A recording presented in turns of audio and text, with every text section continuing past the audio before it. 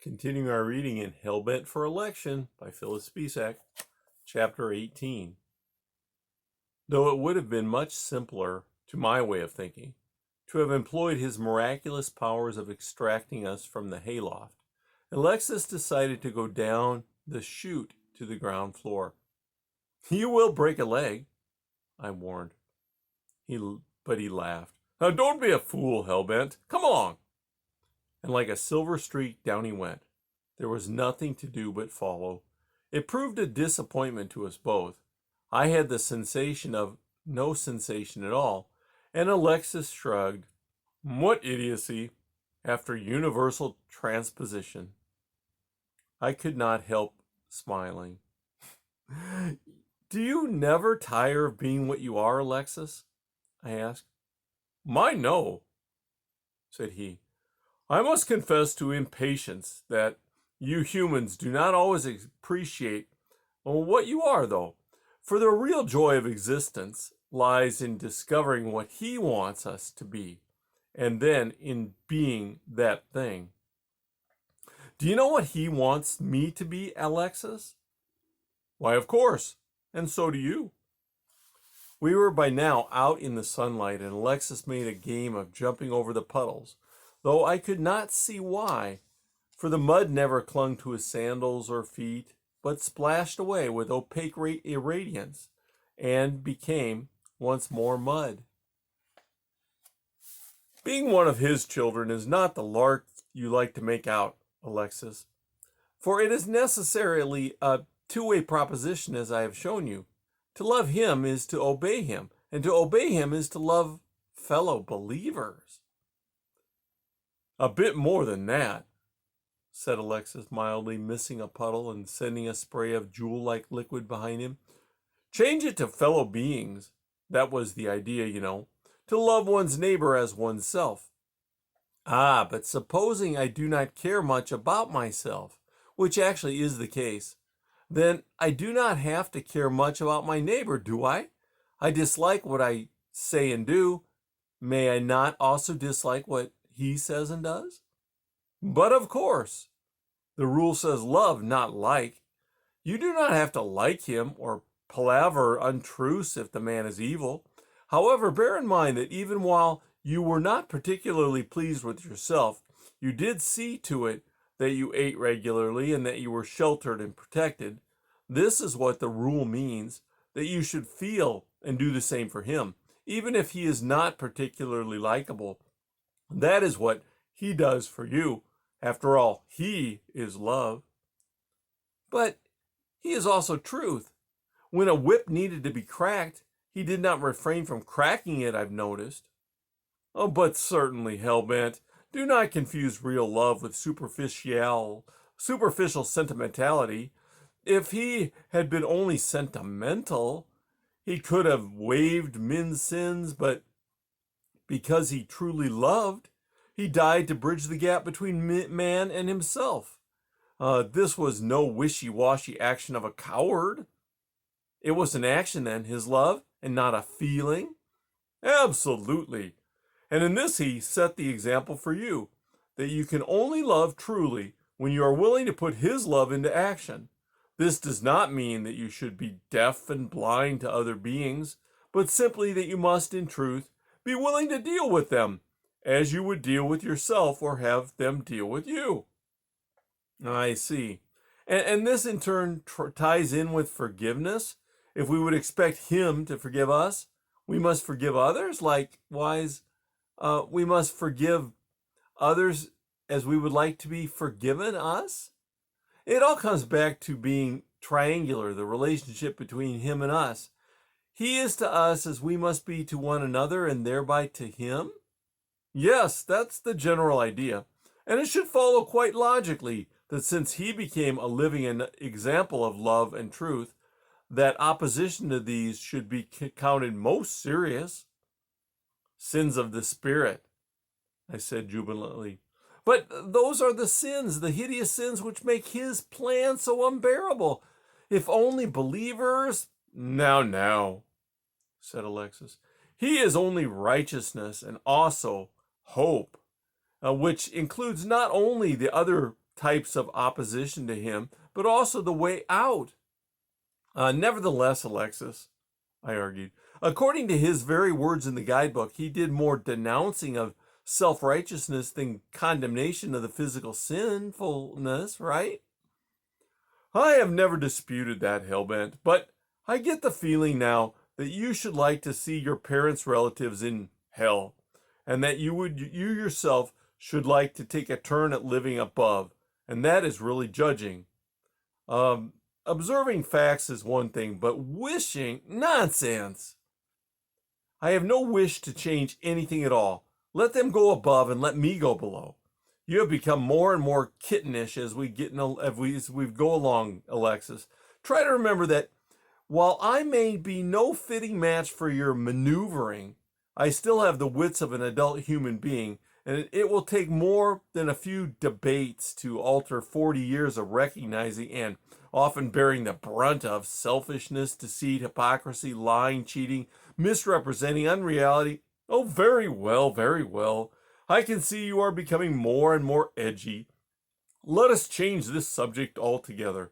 We are nearing town again. Was this not the street on which you rented an apartment? Or was it the one above? You know perfectly well, I snapped. It was 2 blocks up and a block and a half to the right. Oh, he said, so it was. And then with a twinkle in my direction, he transplanted us to the doorway of the very building. Up these stairs? He asked innocently. I could somehow not quell the forgiveness that flowed through me. Alexis, I said sheepishly, I'm sorry. If only we could have met under different circumstances. Ah, but then we would never have met at all, Hellbent. And really, it is of no consequence. You cannot hurt me, you see. I am beyond all that. But come, let us go up. We mounted the stairs to the second floor and walked to the edge of the corridor. My apartment was on the left. A sign thumbtacked to the door read, "For rent." It's locked, said Alexis, but go on in. And as before, we somehow continued walking and were through the wall and inside. Nothing had changed. My clothes hung in the closet. My bookcases covered 2 walls. Oh, poor Della, I whispered. She will have to sort and dispose of all this. Somehow I never thought why I should have done it myself. I should have done it myself before I... Alexis looked at me sympathetically. And that is the characteristic of sin, Hellbent. It never thinks of others.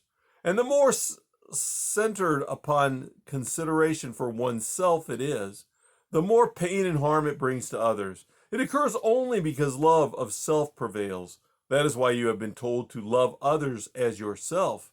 For if you truly did, sin could not occur.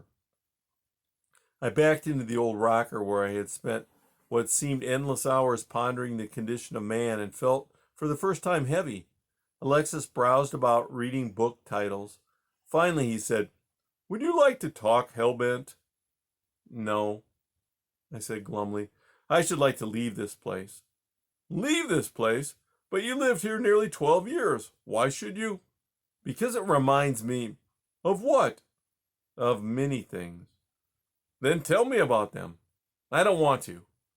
All right then. Just tell me the parts that do not seem unpleasant to you. Skip the rest if you wish.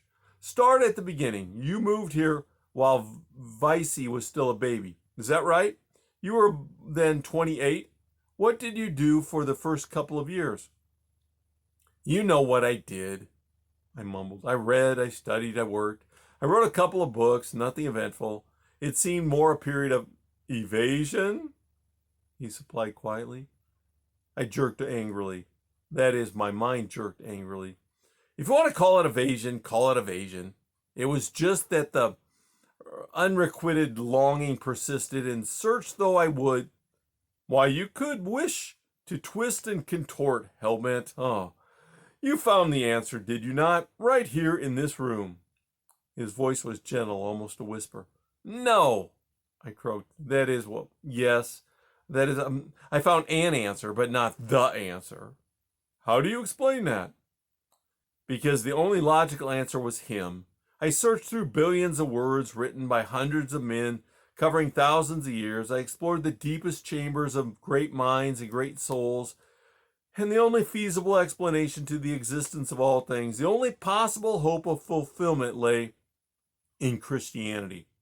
Well then, you seem to have missed the point of our entire sojourn, Alexis, or else you do a fine job of pretending innocence. I set out to find beauty and I found ugliness. I set out to find goodness and truth and mercy, and I found despicable behavior on all sides. I set out to find freedom, and I found chains. I wished with all my heart that I had not found any answer at all, for in the longing itself was better than the false satisfaction. Alexis eyed me silently for a moment. Not quite so, he said then, for you have seen that the longing itself leads to many inquisitive detours. As for the rest of it, surely you did not expect to have all your way here on earth, or there would be no point in going above, would there? But it needn't be as far off from him as it is, Alexis. I came to this inevitable conclusion that he was the way, the only way. And I fell on my knees in this very room, before this very chair, and I cried, all right, I believe, I accept. And then I went out into the world where the glorious creature to whom I had just submitted my eternal being had become distorted and perverted until his way no longer changed lives, but simply habits, according to the denomination and misinterpretation. Oh, I do not say that my interpretation is a mite better than anyone other's. I only say that changing an inflection here and there in the guidebook to make convenient and self-acceptable what we already are is not the way at all. His way involves radical change from the inside out, not merely social change, totally external. You see, Alexis? You see why the next 10 years were wrestling agony? I see, Hellbent. And I agree there is a change in the quality of faith and therefore behavior. Nonetheless, you will remember that the guidebook does say that your feet would be guided into the way of peace. And I suppose that's your way of saying that if we aim in the right direction, our minds and hearts will work and will become reconciled? Well, it didn't work. It just didn't work. And then, when he only looked at me, Alexis, will you see them? Will I see them? Della and Vincy and Nan? He smiled, but somehow it was more an expression of sadness than joy. Yes, Hellbent, tomorrow, but we still have a lot to accomplish today. That's the end of chapter 18.